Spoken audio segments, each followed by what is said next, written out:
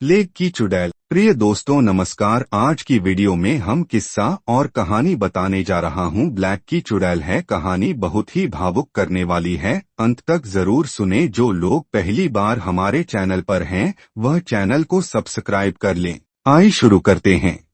प्रिय दोस्तों, गत वर्ष जब प्रयाग में प्लेग घुसा और प्रतिदिन सैकड़ों गरीब और अनेक महाजन, जमींदार, वकील, मुख्तार के घरों के प्राणी मरने लगे तो लोग घर छोड़कर भागने लगे। यहाँ तक कि कई डॉक्टर भी दूसरे शहरों को चले गए। एक मोहल्ले में ठाकुर विभव सिंह नामी एक बड़े जमींदार रहते थे। उन्होंने भी अपने इलाके पर, जो प्रयाग से 5 मील की दूरी पर था, चले जाने की इच्छा की। सिवा उनकी स्त्री और एक 5 वर्ष के बालक के और कोई संबंधी उनके घर में नहीं था। रविवार को प्रातः काल ही सब लोग इलाके पर चलने की तैयारी करने लगे। जल्दी में उनकी स्त्री ने ठंडे पानी से नहा लिया। बस नहाना था कि ज्वर चढ़ आया। हकीम साहब बुलाए गए और दवा दी गई, पर उससे कुछ लाभ न हुआ। सायंकाल को गले में एक गिल्टी भी निकल आई। तब तो ठाकुर साहब और उनके नौकरों को अत्यंत व्याकुलता हुई। डॉक्टर साहब बुलाए गए।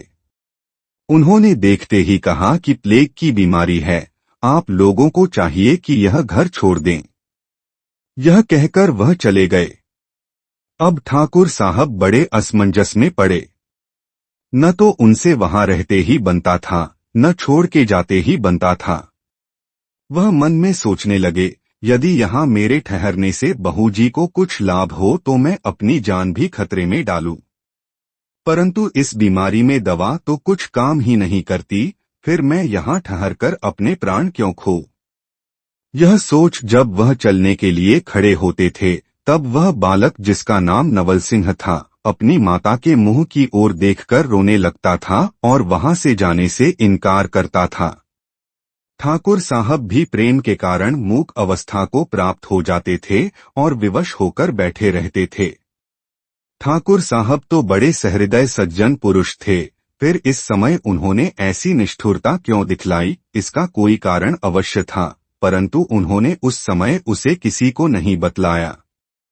हाँ, वह बार बार यही कहते थे कि स्त्री का प्राण तो जा ही रहा है, इसके साथ मेरा भी प्राण जावे तो कुछ हानि नहीं, पर मैं यह चाहता हूं कि मेरा पुत्र तो बचा रहे, मेरा कल तो न लुप्त हो जावे। पर वह बेचारा बालक इन बातों को क्या समझता था। वह तो मातृभक्ति के बंधन में ऐसा बंधा था कि रात भर अपनी माता के पास बैठा रोता रहा। जब प्रातः काल हुआ और ठकुराइन जी को कुछ चेत हुआ तो उन्होंने आंखों में आंसू भर के कहा, बेटा नवल सिंह, तुम शोक मत करो, तुम किसी दूसरे मकान में चले जाओ, मैं अच्छी होकर शीघ्र ही तुम्हारे पास आऊंगी। पर वह लड़का न तो समझाने ही से मानता था, न स्वयं ऐसे स्थान पर ठहरने के परिणाम को जानता था। बहू जी तो यह कहकर फिर अचेत हो गईं, पर बालक वहीं बैठा सिसक कर रोता रहा। थोड़ी देर बाद फिर डॉक्टर, वैद्य, हकीम आए, पर किसी की दवा ने काम न किया। होते होते इसी तरह दोपहर हो गई थी। तीसरे पहर को बहूजी का शरीर बिल्कुल शिथिल हो गया और डॉक्टर ने मुख की चेष्टा दूर ही से देखकर कहा, बस अब इनका देहांत हो गया, उठाने की फिक्र करो। यह सुन सब नौकरानियां और नौकर रोने लगे और पड़ोस के लोग एकत्रित हो गए। सबके मुख से यही बात सुन पड़ती थी, अरे क्या निर्दयी काल ने इस अबला का प्राण ले ही डाला, क्या इसकी सुंदरता, सहृदयता और अपूर्व पतिव्रत धर्म का कुछ भी असर उस पर नहीं हुआ, क्या इस क्रूर काल को किसी के भी सद्गुणों पर विचार नहीं होता। एक पड़ोसी, जो कवि था, यह सवैया कहकर अपने शोक का प्रकाश करने लगा। सूर को चूरी करे छिन में, अरु कादर को धर धूर मिलावे, कोविधु को विदारत है, अरु मूरख को रख गाल चबावे, रूपवती लखी मोहत नाहिन, कुरूप को काटी तू दूर बहावे, है को औगुण वा गुण या जग निर्दय काल जो तो मन भावे। स्त्रियां कहने लगीं, हाँ हाँ, देखो वह बालक कैसा फूट फूट कर रो रहा है, क्या इसकी ऐसी दीन दशा पर भी उस निठुर काल को दया नहीं आई। इस अवस्था में बेचारा कैसे अपनी माता के वियोग की व्यथा सह सकेगा। हाँ, इस अभागे पर बचपन ही में ऐसी विपत्ति आ पड़ी, ठाकुर साहब तो मूर्छित होकर भूमि पर गिर पड़े थे। नौकरों ने उनके मुंह पर गुलाब जल छिड़का और थोड़ी देर में वह सचेत हुए। उनकी मित्रमंडली में से तो कई महाशय उस समय वहां उपस्थित नहीं थे। उनके पड़ोसियों ने जो वहां एकत्र हो गए थे, यह सम्मति दी कि स्त्री के मृत शरीर को गंगा तट पर ले चलकर दाह क्रिया करनी चाहिए। परंतु डॉक्टर साहब ने, जो वहां फिर लौटकर आए थे, कहा कि पहले तो इस मकान को छोड़कर दूसरे में चलना चाहिए, पीछे और सब खटराक किया जाएगा। ठाकुर साहब को भी वह राय पसंद आई, क्योंकि उन्होंने तो रात ही से भागने का इरादा कर रखा था। वह तो केवल उस लड़के के अनुरोध से रुके हुए थे। परंतु क्या उस लड़के को उस समय भी वहां से ले चलना सहज था? नहीं, वह तो अपनी मृत माता के निकट से जाना ही नहीं चाहता। बार बार उसी पर जाकर गिर पड़ता था और उसकी अधखुली आंखों की ओर देख देख कर रोता और माता माता कहकर पुकारता था। उसका रुदन सुनकर देखने वालों की छाती फटती थी और उनकी आंखों से आंसुओं की धारा बहती थी। अंत में ठाकुर साहब ने उस बालक को पकड़कर गोद में उठा लिया और गाड़ी में बिठलाकर दूसरे मकान की ओर रवाना हुए। अलबत्ता चलती बार ठाकुर साहब ने स्त्री के मृत शरीर की ओर देखकर कुछ अंग्रेजी में कहा था, जिसका एक शब्द मुझे याद है, फेयरवेल। नौकर सब ठाकुर साहब ही के साथ रवाना हो गए, परंतु उनका एक पुराना नौकर उस मकान की रक्षा के लिए वहीं रह गया। पड़ोसी लोग भी इस दुर्घटना से दुखी होकर अपने घरों को लौट गए, परंतु उनके एक पड़ोसी के हृदय पर इन सब बातों का ऐसा असर हुआ कि वह वहीं बैठा रह गया और मन में सोचने लगा कि ऐसी दशा में पड़ोसी का धर्म क्या है। इस देश का यह रिवाज है कि जब तक मोहल्ले में मुर्दा पड़ा रहता है, तब तक कोई नहाता खाता नहीं। जब उसकी दाह क्रिया का सब सामान ठीक हो जाता है और लोग उसको वहां से उठा ले जाते हैं, तब पड़ोसी लोग अपने अपने दैनिक कार्यों को करने में तत्पर होते हैं। परंतु यहाँ का यह हाल देखकर वह बहुत विस्मित होता था और सोचता था कि यदि ठाकुर साहब भय के मारे अपने इलाके पर भाग गए तो मृतक की क्या दशा होगी? क्या इस पुण्यवती स्त्री का शरीर ठेले पर लदके जाएगा? उसने उस बुढ़े नौकर के आगे अपनी कल्पनाओं को प्रकाशित किया।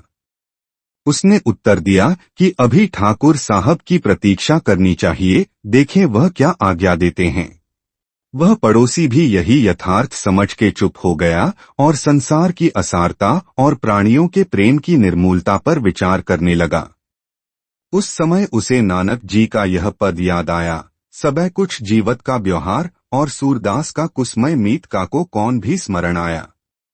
पर समय की प्रतिकूलता देख वह इन पदों को गा न सका, मन ही मन गुनगुनाता रहा। इतने ही में ठाकुर साहब के दो नौकर वापस आए और उन्होंने बूढ़े नौकर से कहा कि हम लोग पहरे पर मुकर्रर हैं और तुमको ठाकुर साहब ने बुलाया है। वह मत्तन सौदागर के मकान में ठहरे हैं, वहीं तुम जाओ। उस बुढ़े का नाम सत्य सिंह था। जब वह उक्त स्थान पर पहुंचा तो उसने देखा कि ठाकुर साहब के चंद मित्र, जो वकील, महाजन और अमले थे, इकट्ठे हुए हैं और वे सब एकमत होकर यही कह रहे हैं कि आप अपने इलाके पर चले जाइए, दाहक्रिया के झंझट में मत पड़िए, यह कर्म आपके नौकर कर देंगे, क्योंकि जब प्राण बचा रहेगा तो धर्म की रक्षा हो जाएगी। तब ठाकुर साहब ने इस विषय में पुरोहित जी की सम्मति पूछी। उन्होंने भी उस समय हाँ में हाँ मिलाना ही उचित समझा और कहा कि धर्मशास्त्रानुसार ऐसा हो सकता है, इस समय चाहे जो दग्ध कर दे, इसके अनंतर जब सुभीता समझा जाएगा, आप एक पुतला बनाकर दग्ध क्रिया कर दीजिएगा। इतना सुनते ही ठाकुर साहब ने पुरोहित जी ही से कहा, यह 30 रुपए लीजिए और मेरे 8 नौकर साथ ले जाकर कृपा करके आप दग्ध क्रिया करवा दीजिए और मुझे इलाके पर जाने की आज्ञा दीजिए। यह कहकर लड़के को साथ लेकर और मित्रों से विदा होकर ठाकुर साहब इलाके पर पधारे और पुरोहित जी सत्यसिंह प्रभृति 8 नौकरों को लेकर उनके घर पर गए। सीढ़ी बनवाते और कफन इत्यादि मंगवाते सायंकाल हो गया।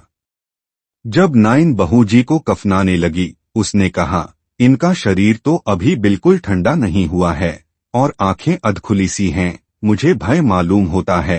पुरोहित जी और नौकरों ने कहा, यह तेरा भ्रम है, मुर्दे में जान कहाँ से आई? जल्दी लपेट ताकि गंगा तट ले चलकर इसका सत्गत करें। रात होती जाती है, क्या मुर्दे के साथ हम लोगों को भी मरना है? ठाकुर साहब तो छोड़ ही भागे, अब हम लोगों को इन पचड़ों से क्या मतलब है? किसी तरह फूंक फाक कर घर चलना है।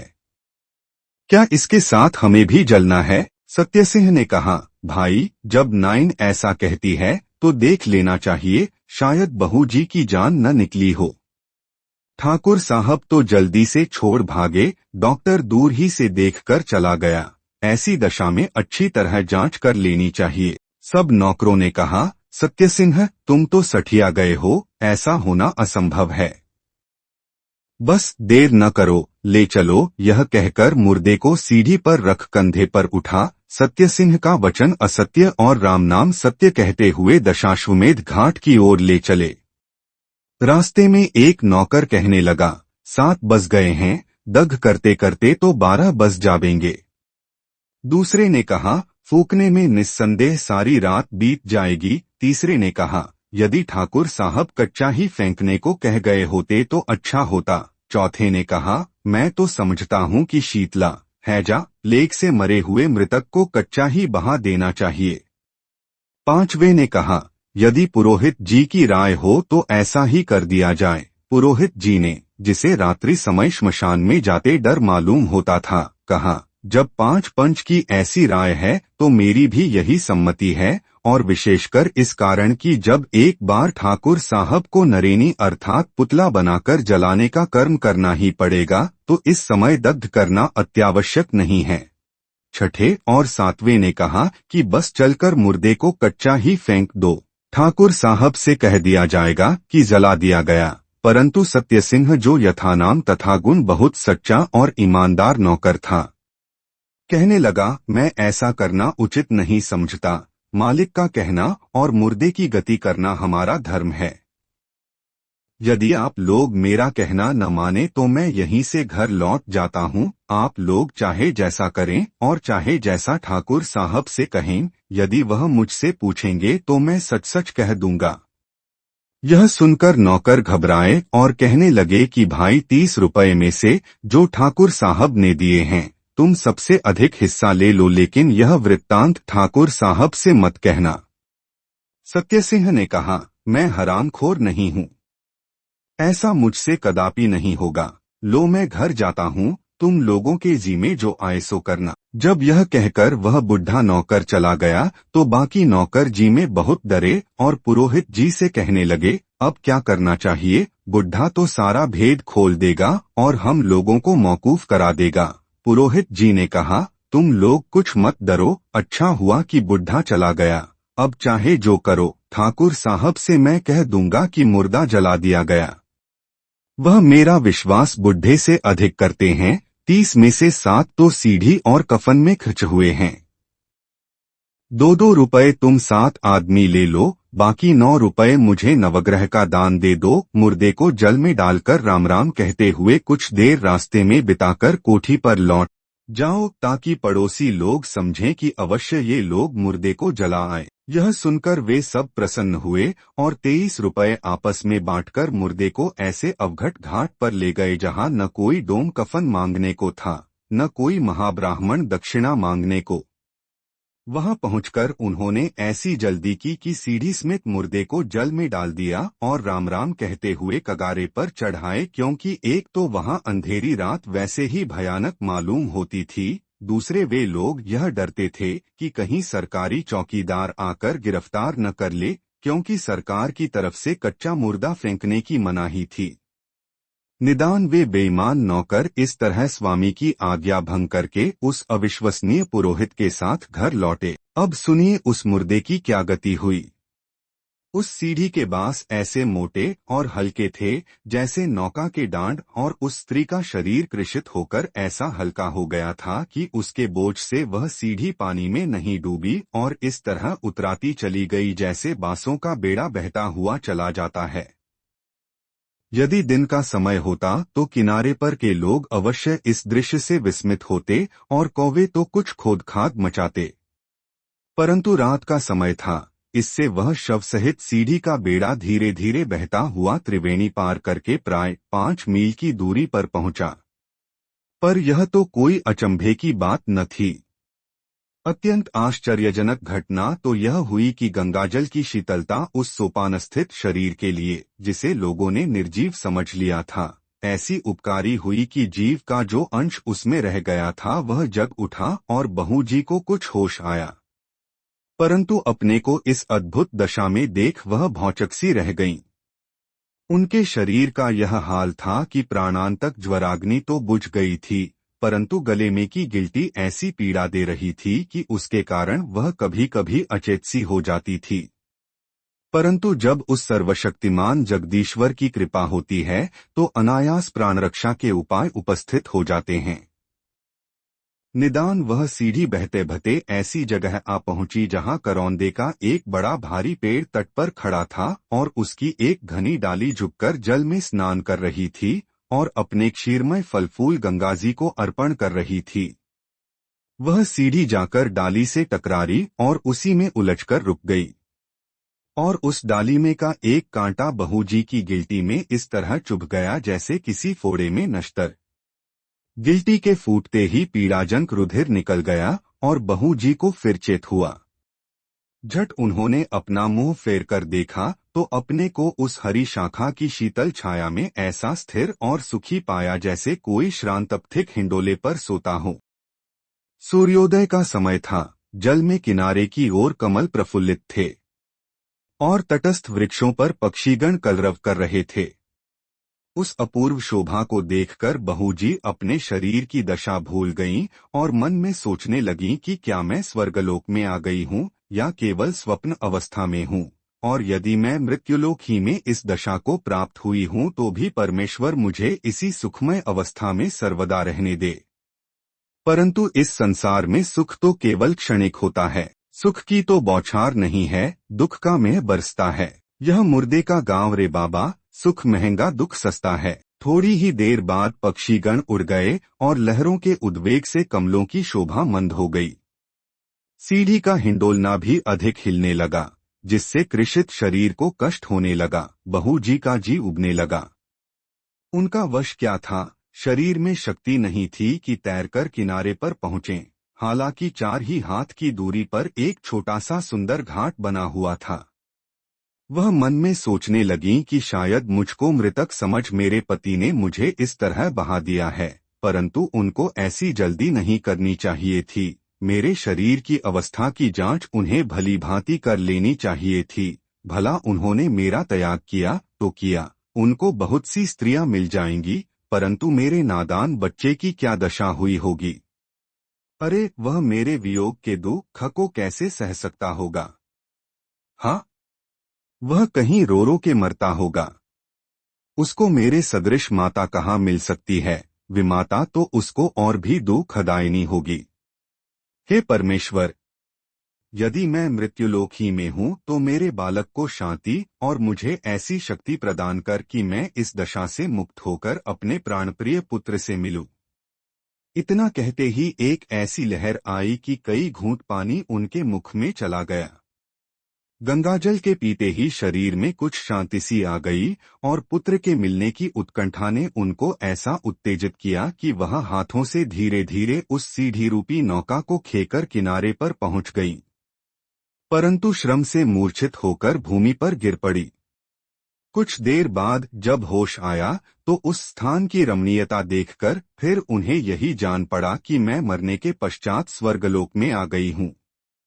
गंगाजी के उज्ज्वल जल का मंद मंद प्रवाह आकाश गंगा की शोभा दिखाता था और किनारे किनारे के स्थिर जल में फूले हुए कमल ऐसे देख पड़ते थे जैसे आकाश में तारे।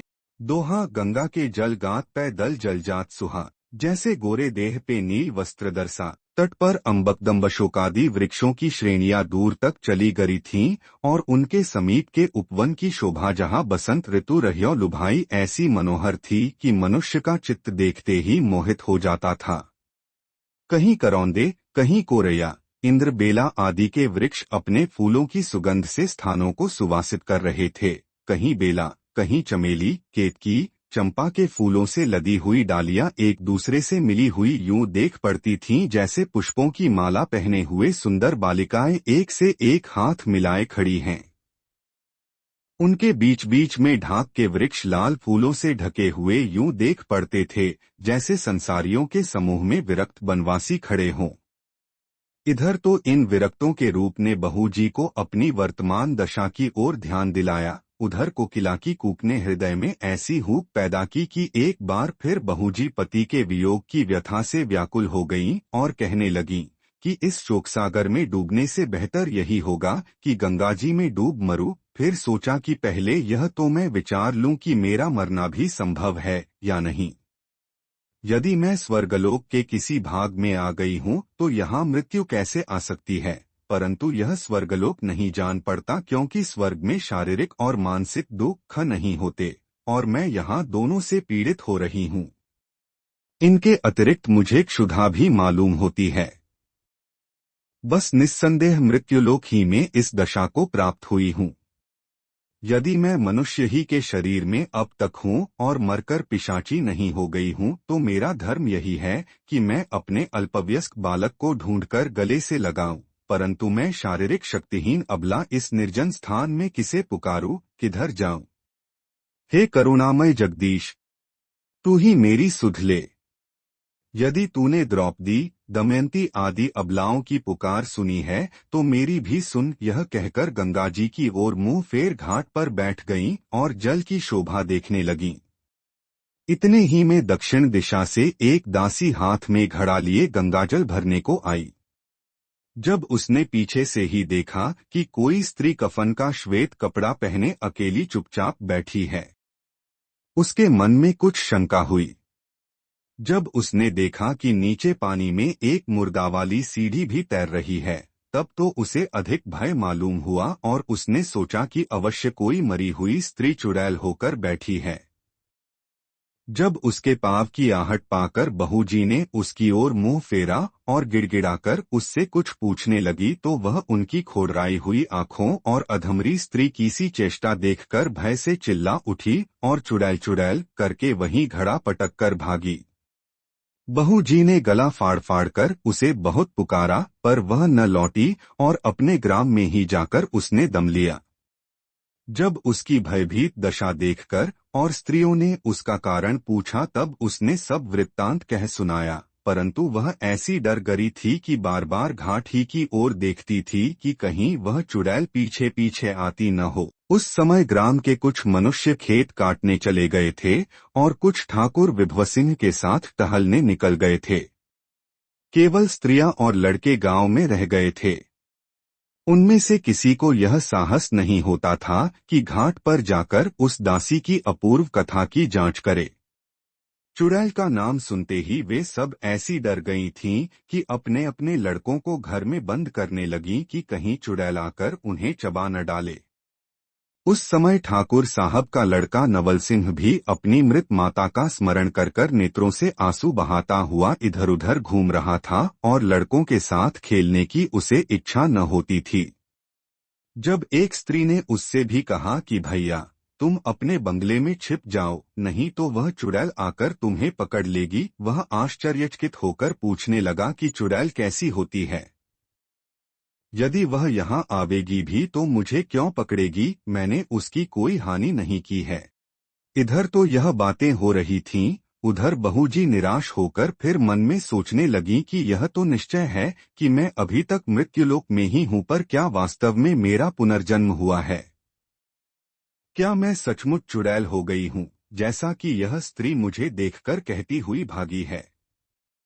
दुर्बलता के मारे सारा देह कांपता था, पर क्या करे, क्षुधा के मारे रहा नहीं जाता था। निदान खिसकते खिसकते उपवन डाककर वह वाटिका में पहुंची जिसमें अमरूद, नारंगी, फालसा, लीची, संतरा इत्यादि के पेड़ लगे हुए थे और क्यारियों में अनेक प्रकार के अंग्रेजी और हिंदुस्तानी फूल फले हुए थे। वाटिका के दक्षिण ओर एक छोटा सा बंगला मालूम होता है, जैसा मेरे इलाके पर के बगीचे में बना हुआ है, क्या मैं ईश्वर की कृपा से अपनी ही वाटिका में तो नहीं आ गई हूँ? अरे, यह पुष्पमंडल भी तो वैसा ही जान पड़ता है जिसमें 3 वर्ष हुए नवल जी को गोद में लेकर खिलाती थी। मैं जब यहाँ आ रही थी तो ग्राम की स्त्रियों से सुना था कि निकट ही गंगा जी का घाट है। मैंने ठाकुर साहब से वहां स्नान करने की आज्ञा मांगी थी, परंतु उन्होंने नहीं दी। क्या उसी पाप का तो यह फल नहीं है कि मैं इस दशा को प्राप्त हुई हूँ? परंतु उसमें मेरा क्या दोष था? स्त्री के लिए तो पति की आज्ञा पालन करना ही परम धर्म है। यह फल मेरे किसी और जन्म के पापों का मालूम होता है। इसी तरह मन में अनेक कल्पनाएं करती हुई बहू जी एक नारंगी के पेड़ के नीचे बैठ गईं और लटकी हुई डाल से एक नारंगी तोड़कर अपनी प्रज्वलित क्षुधाग्नि को बुझाना चाहती थीं कि इतने में नवल सिंह घूमता घूमता उसी स्थापन पर आ गया। उसको देखते ही बहू जी की भूख प्यास जाती रही। जैसे मृगी अपने खोए हुए शावक को पाकर उसकी ओर दौड़ती है, वैसे ही बहू जी झपटकर नवल सिंह से लिपट गई और बेटा नवल जी, बेटा नवल जी कहकर उसका मुख चूमने लगी। उस समय नवल सिंह की अपूर्व दशा थी। कभी तो बहू जी की डरावनी सूरत देखकर भय से भागना चाहता था, कभी माता के मुख की आकृति स्मरण करके प्रेमाश्रु बहाने लगता था और भोलेपन से पूछता था कि माता, तुम मर के फिर जी उठी हो और चुड़ैल हो गई हो। हम लोग तो तुमको घर ही पर छोड़ आए थे, तुम अकेली गिरती पड़ती यहाँ कैसे आ गई हो? बहू जी ने कहा, बेटा, मैं नहीं जानती कि मैं कैसे इस दशा को प्राप्त हुई हूँ। यदि मेरा शरीर बदल गया है और मैं चुड़ैल हो गई हूँ तो भी मेरा हृदय पहले ही कासा है और मैं तुम्हारी ही तलाश में खिसकते खिसकते इधर आई हूँ। इधर तो इस प्रकार प्रेमालिंगन और प्रश्नोत्तर हो रहा था, उधर ग्राम्य स्त्रियों ने दूर ही से घटना देखकर हाहाकार मचाया और कहने लगी, अरे, नवल जी को चुड़ैल ने पकड़ लिया। चलियो, दौड़ियो, बचाइयो। अरे, यह क्या अनर्थ हुआ? हम लोग क्या जानती थीं कि वह डाइन वाटिका में आ बैठी है। नहीं तो नवल जी को क्यों उधर जाने देती। इसी तरह सब दूर ही से कौआरोर मचा रही थीं, परंतु डर के मारे कोई निकट नहीं जाती थी। इतने ही में विभव सिंह और उनके साथ जो गांव के आदमी टहलने गए थे, वापस आ गए। यह कोलाहल देखकर उनको बड़ा आश्चर्य हुआ। उस दासी के मुंह से वृत्तांत सुनकर ठाकुर साहब ने कहा, मुझे प्रेत योनि में तो विश्वास नहीं है, पर ईश्वर की अद्भुत माया है। शायद सच ही हो यह कहकर और झट बंगले में से तमंचा लेकर वह उसी नारंगी के पेड़ की ओर झपटे जहां नवल सिंह को चुड़ैल पकड़े हुए थी, और गांव वाले भी लाठी ताने उसी ओर दौड़े। पिता को आते देखकर लड़के ने चाहा कि अपनी माता के हाथों से अपने को छुड़ाकर और दौड़कर अपने पिता से शुभ संदेश कहे, लेकिन उसकी माता उसे नहीं छोड़ती थी। ठाकुर साहब ने दूर ही से यह हाथापाई देखकर समझा कि अवश्य चुड़ैल उसे जोर से पकड़े है और ललकार कर कहा, बेटा, घबराओ मत, मैं आया। जब पास पहुंचे, उन्होंने चाहा कि चुड़ैल को गोली मारकर गिरा दें, पर लड़के ने चिल्ला के कहा, इन्हें मारो मत, मारो मत, माता है माता। ठाकुर साहब को उस घबराहट में लड़के की बात समझ में नहीं आई और चूंकि वह पिस्तौल तान चुके थे, उन्होंने फायर कर ही दिया। आवाज होते ही बहू जी अचेत होकर भूमि पर गिर पड़ी और लड़का चौंककर जमीन पर बैठ गया। ठाकुर साहब ने उसे गोद में उठा लिया और कहा, बेटा, डरो मत, अब तुम बच गए। बताओ तो यह कौन है, क्या वास्तव में चुड़ैल है? बहू जी को अचेत देखकर अब आदमी चिल्लाकर कहने लगे, चुड़ैल मर गई, चुड़ैल मर गई। यह सुनकर स्त्रियां भी समीप आईं और चारों ओर खड़ी हो देखने लगीं। उनमें से वह दासी बोली, यही दुष्टिन चुड़ैल है जो घाट पर बैठी थी और यहाँ आकर नवल जी को निगलना चाहती थी। दूसरी स्त्रियां कहने लगीं, हमने तो सुना था कि डायनों और चुड़ैलों के बड़े बड़े दांत और नख होते हैं, इसके तो वैसे नहीं हैं। यह निगोड़ी किस प्रकार की चुड़ैल है? एक ने कहा, यह डाइन की बच्ची है, बढ़ने पर इसके भी दांत बड़े होते। इधर तो यह ठिठोलियां हो रही थीं कि उधर जब नवल सिंह को निश्चय हुआ कि माता गोली की चोट से मर गई तो वह शोक के मारे अचेत हो गया। अब सब लोग भयातुर होकर उसकी ओर देखने लगे। कोई कहता था कि यह पिस्तौल की आवाज से डर गया है, कोई कहता था कि इसे चुड़ैल लग गई है। निदान जब वह कुछ होश में आया तो रो रो के कहने लगा, यह तो मेरी माता है। मैंने तो मना किया था, आपने इन्हें गोली से क्यों मारा? ठाकुर साहब ने कहा, तुम्हारी माता तो मर गई और पुरोहित जी की चिट्ठी कल रात ही को आ गई कि उनको गंगा के तट पर ले जाकर जला दिया। यह चुड़ैल तुम्हारी माता कैसे हो सकती है? लड़के ने कहा, आप समीप जाकर पहचानिए तो कि यह कौन है। ठाकुर साहब ने निकट ध्यान देकर देख पड़ा। जब छाती पर से कपड़ा हटाकर देखा तो मुख की आकृति उनकी स्त्री ही की सी देख पड़ी और मस्तक पर मस्सा भी वैसा ही देखा तो हृदय पर दो तिल भी वैसे ही देख पड़े जैसे बहूजी के थे। तब तो ठाकुर साहब बड़े विस्मित हुए और कहने लगे, क्या आश्चर्य है, यह तो मेरी प्रिय पत्नी ही मालूम होती है।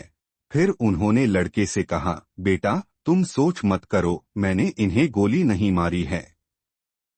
तुमने जब मना किया तो मैंने आकाश की ओर यह समझकर गोली चला दी कि यदि कोई बला होगी तो तमंचे की आवाज ही से भाग जाएगी। लड़के ने कहा, देखिए इनके गले में गोली का घाव है, आप कहते हैं कि मैंने गोली नहीं मारी। ठाकुर साहब ने कहा, यह तो गिल्टी का घाव है, मेरी गोली तो आकाश में तारा हो गई। इसके अनंतर ठाकुर साहब ने सब लोगों को वहां से हटा दिया और स्वयं कुछ दूर पर खड़े होकर गांव की नाइन से कहा, तुम बहू जी के सब अंगों को अच्छी तरह पहचानती हो, पास आकर देखो तो कि यह वही है, कोई दूसरी स्त्री तो नहीं है।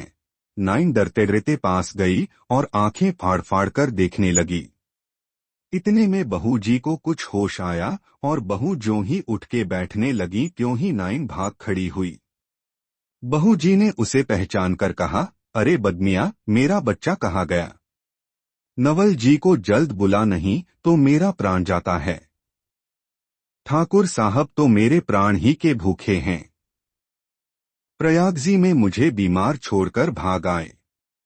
जब मैं किसी तरह यहाँ आ रही तो मुझ पर गोली चला रही। न जाने मुझसे क्या अपराध हुआ है। यदि प्लेग से मरकर मैं चुड़ैल हो गई हूँ तो इस प्रेत शरीर से भी मैं उनकी सेवा करने को तैयार हूँ। यदि वह मेरी इस वर्तमान दशा से घृणा करते हैं तो मुझसे भी यह तिरस्कार नहीं सहा जाता। मैं जाकर गंगा जी में डूब मरूंगी, पर एक बार मेरे बच्चे को तो बुला दे, मैं उसे गले तो लगा लूं। अरे उसे छोड़कर मुझसे कैसे जिया जाएगा? हे परमेश्वर, तू यहीं मेरा प्राण ले ले। यह कहकर वह उच्च स्वर से रोने लगी। ठाकुर साहब से ये सच्चे प्रेम से भरे हुए वियोग के वचन नहीं और नख होते हैं, इसके तो वैसे नहीं हैं। यह निगोड़ी किस प्रकार की चुड़ैल है? एक ने कहा, यह डाइन की बच्ची है, बढ़ने पर इसके भी दांत बड़े होते। इधर तो यह ठिठोलियां हो रही थीं कि उधर जब नवल सिंह को निश्चय हुआ कि माता गोली की चोट से मर गई तो वह शोक के मारे अचेत हो गया। अब सब लोग भयातुर होकर उसकी ओर देखने लगे। कोई कहता था कि यह पिस्तौल की आवाज से डर गया है, कोई कहता था कि इसे चुड़ैल लग गई है। निदान जब वह कुछ होश में आया तो रो रो के कहने लगा, यह तो मेरी माता है। मैंने तो मना किया था, आपने इन्हें गोली से क्यों मारा? ठाकुर साहब ने कहा, तुम्हारी माता तो मर गई और पुरोहित जी की चिट्ठी कल रात ही को आ गई कि उनको गंगा के तट पर ले जाकर जला दिया। यह चुड़ैल तुम्हारी माता कैसे हो सकती है? लड़के ने कहा, आप समीप जाकर पहचानिए तो कि यह कौन है। ठाकुर साहब ने निकट ध्यान देकर देख पड़ा। जब छाती पर से कपड़ा हटाकर देखा तो मुख की आकृति उनकी स्त्री ही की सी देख पड़ी और मस्तक पर मस्सा भी वैसा ही देखा तो हृदय पर दो तिल भी वैसे ही देख पड़े जैसे बहूजी के थे। तब तो ठाकुर साहब बड़े विस्मित हुए और कहने लगे, क्या आश्चर्य है, यह तो मेरी प्रिय पत्नी ही मालूम होती है। फिर उन्होंने लड़के से कहा, बेटा तुम सोच मत करो, मैंने इन्हें गोली नहीं मारी है। तुमने जब मना किया तो मैंने आकाश की ओर यह समझकर गोली चला दी कि यदि कोई बला होगी तो तमंचे की आवाज ही से भाग जाएगी। लड़के ने कहा, देखिए इनके गले में गोली का घाव है, आप कहते हैं कि मैंने गोली नहीं मारी। ठाकुर साहब ने कहा, यह तो गिल्टी का घाव है, मेरी गोली तो आकाश में तारा हो गई। इसके अनंतर ठाकुर साहब ने सब लोगों को वहां से हटा दिया और स्वयं कुछ दूर पर खड़े होकर गांव की नाइन से कहा, तुम बहू जी के सब अंगों को अच्छी तरह पहचानती हो, पास आकर देखो तो कि यह वही है, कोई दूसरी स्त्री तो नहीं है। नाइन डरते डरते पास गई और आंखें फाड़ फाड़ कर देखने लगी। इतने में बहू जी को कुछ होश आया और बहू ज्यों ही उठ के बैठने लगी त्यों ही नाइन भाग खड़ी हुई। बहू जी ने उसे पहचान कर कहा, अरे बदमिया, मेरा बच्चा कहाँ गया? नवल जी को जल्द बुला, नहीं तो मेरा प्राण जाता है। ठाकुर साहब तो मेरे प्राण ही के भूखे हैं। प्रयागजी में मुझे बीमार छोड़कर भाग आए। जब मैं किसी तरह यहाँ आ रही तो मुझ पर गोली चला रही। न जाने मुझसे क्या अपराध हुआ है। यदि प्लेग से मरकर मैं चुड़ैल हो गई हूं तो इस प्रेत शरीर से भी मैं उनकी सेवा करने को तैयार हूं। यदि वह मेरी इस वर्तमान दशा से घृणा करते हैं तो मुझसे भी यह तिरस्कार नहीं सहा जाता। मैं जाकर गंगा जी में डूब मरूंगी, पर एक बार मेरे बच्चे को तो बुला दे, मैं उसे गले तो लगा लूं। अरे उसे छोड़कर मुझसे कैसे जिया जाएगा? हे परमेश्वर, तू यही मेरा प्राण ले ले। यह कहकर वह उच्च स्वर से रोने लगी। ठाकुर साहब से ये सच्चे प्रेम से भरे हुए वियोग के वचन नहीं। कहा, मेरे अपराध को क्षमा करो, मैंने जानबूझकर तिरस्कार नहीं किया। यदि तुम मेरी पत्नी हो तो चाहे तुम मनुष्य देह में हो या प्रेत शरीर में, तुम हर अवस्था में मुझे ग्राह्य हो। यद्यपि मेरे मन का संदेह अभी नहीं गया है, इसकी निवृत्ति का यत्न मैं धीरे धीरे करता रहूंगा, पर तुमको मैं अभी से अपनी प्रिय पत्नी मानकर ग्रहण करता हूँ। यदि तुम्हारे संसर्ग से मुझे प्लेग पीड़ा व प्रेत बाधा भी हो जाए तो कुछ चिंता नहीं, मैं अब किसी आपत्ति से नहीं डरूंगा। यह कहकर वह बहू जी को अपने हाथों का सहारा देकर लता भवन में ले गए और नवल जी को भी वहीं बुलाकर सब वृत्तांत पूछने लगे। इतने ही में सत्यसिंह भी शहर से आ गया। जब उसने गांव वालों से यह अद्भुत कथा सुनी तो वह उसका भेद समझ गया और ठाकुर साहब के सामने जाकर कहने लगा, महाराज, अब अपने मन से शंका दूर कीजिए, यह सचमुच बहू जी हैं, इसमें कोई संदेह नहीं है। जब कल नाइन इनको कफनाने लगी थी तो उसने कहा था कि उनकी देह गर्म है। मैंने इसकी जांच करने के लिए कहा, पर दुष्ट नौकरों ने न करने दिया और उन्होंने ले जाकर कच्चा ही गंगा जी में फेंक दिया। अच्छा हुआ, नहीं तो अब तक जलकर बहू जी राख हो गई होती। मुझे निश्चय है कि बहू जी की जान नहीं निकली थी और गंगा जी की कृपा से वह बहती बहती इसी घाट पर लगीं और जी उठीं।